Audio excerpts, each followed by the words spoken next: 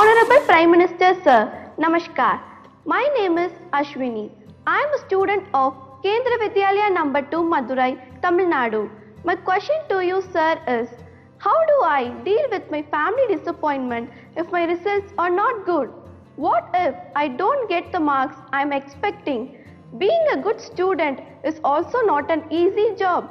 Expectations of others become so high that the person who's giving exam gets so much stressed and they go into depression. Nowadays, it is common for students to cut their hands and become irritated, and there is no one they could trust with their feelings. Kindly guide me on this. Thank you, sir. Honorable Prime Minister Sir, I am Navtesh Jagor of Kendra Vidyalaya, Pitampura, Delhi region. Sir, my question to you is, how do I deal with my family's situation when my results are not good? Kindly guide me, sir. Thank you very much. नमस्ते माननीय प्रधानमंत्री जी, मेरा नाम प्रियंका कुमारी है। मैं रवीन बालिका +2 विद्यालय से राजेंद्र नगर पटना से 11वीं की छात्रा हूँ।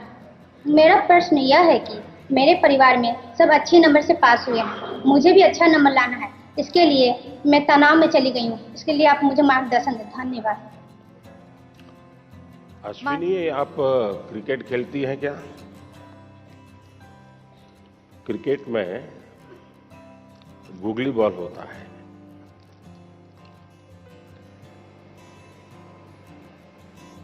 निशाना एक होता है, दिशा दूसरी होती है। मुझे लगता है कि आप पहले ही बॉल में मुझे आउट करना चाहती हो।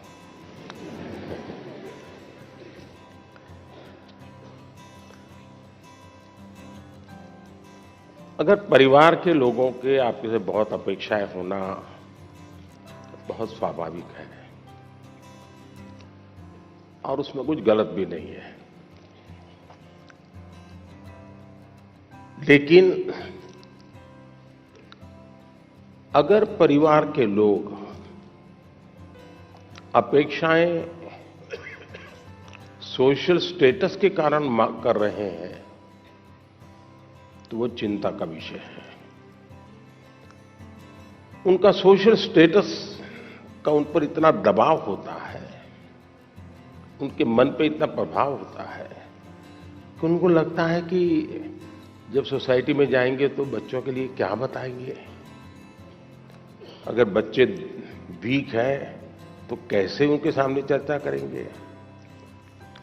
और कभी कभी माँ बाप भी आपकी क्षमता को जानने के बावजूद भी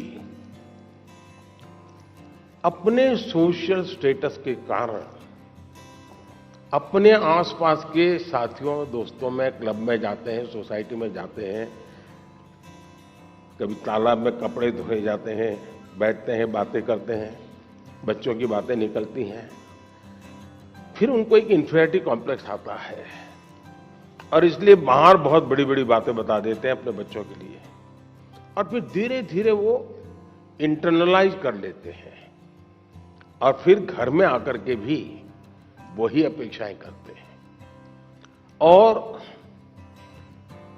समाज जीवन में ये सहज प्रवृत्ति बनी हुई है।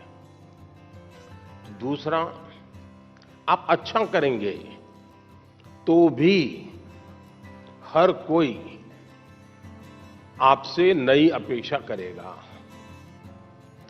हम तो राजनीति में हैं, हम कितने ही चुनाव क्यों न जीत लें, लेकिन ऐसा दबाव पैदा किया जाता है कि हमें हारना ही नहीं है। 200 लाए हैं तो बोले 250 क्यों नहीं लाए, 250 लाए तो 300 क्यों नहीं लाए, 300 लाए तो 350 क्यों नहीं लाए। चारों तरफ से दबाव बनाया जाता है। लेकिन क्या हमें इन दबावों से दबना चाहिए क्या?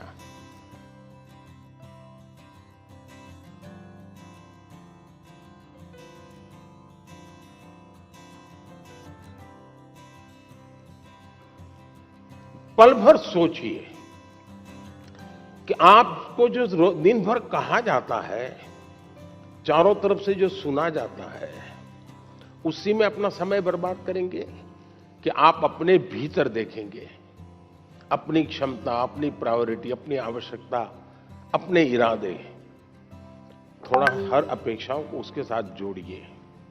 आप कभी क्रिकेट मैच देखने गए होंगे तो आपने देखा होगा कि कुछ बैट्समैन खेलने के लिए आते हैं और पूरा स्टेडियम, हजारों लोग होते हैं स्टेडियम में, वे चिल्लाना शुरू करते हैं, चौका चौका चौका, छक्का छक्का, सिक्सर। क्या वो ऑडियंस की डिमांड के ऊपर चौके और छक्के लगाता है क्या? ऐसा करता है क्या कोई प्लेयर? चिल्लाते रहे, कितना ही चिल्लाते रहे, उसका ध्यान उस बॉल पर ही होता है जो आ रहा है। उस बॉलर के माइंड को स्टडी करने की कोशिश करता है और जैसा बॉल है वैसे ही खेलता है, न कि ऑडियंस चिल्लाता है। फोकस रहता है। अगर आप भी अपनी एक्टिविटी में फोकस रहते हैं तो ये आपके जो कुछ भी दबाव बनता है, अपेक्षाएं बनती हैं, कभी न कभी आप उसको मिटवित करेंगे, आप उस संकटों से बाहर आ जाएंगे। और इसलिए मेरा आपसे आग्रह होगा कि आप दबावों के दबाव में न रहें। हां, कभी कभी दबाव को एनालिसिस कीजिए। कहीं ऐसा तो नहीं है कि आप स्वयं के विषय में अंडर एस्टिमेट कर रहे हैं। आपकी क्षमता बहुत है, लेकिन आप खुद ही इतने डिफरेंस मेंटालिटी के हैं कि नया करने के लिए सोचते नहीं। तो कभी कभी वो अपेक्षाएं बहुत बड़ी ताकत बन जाती है, बड़ी ऊर्जा बन जाती है।